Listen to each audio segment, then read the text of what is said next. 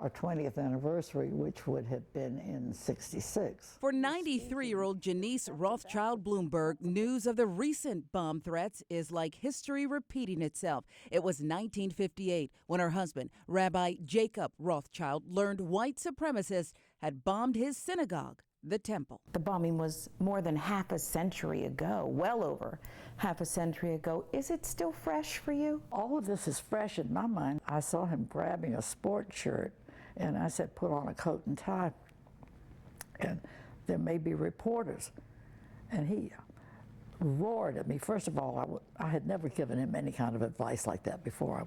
After a fuss, the rabbi listened to his wife and posed for this iconic photo that made national headlines. It's a picture of Mayor Hartsfield and the rabbi kneeling down, examining some of the rubble. No one was hurt, and no one was ever convicted of the crime. Even though things look very, very bad when you see the manifestations of hatred coming out, I think we also ought to see that there's, I believe, more of a basis for stability and understanding than we had in those days.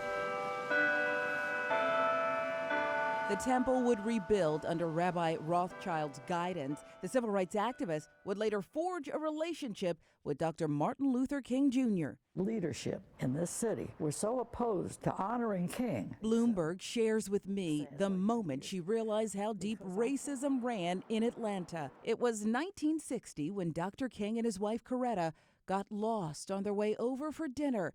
To get directions, Mrs. King pretended she was on her way to serve at a party. If you were a person of color and you were in Buckhead after dark and you didn't have on a chauffeur's cap, you'd better explain what you were doing there. Really, this whole wall going all the way down in both directions was destroyed by the bomb.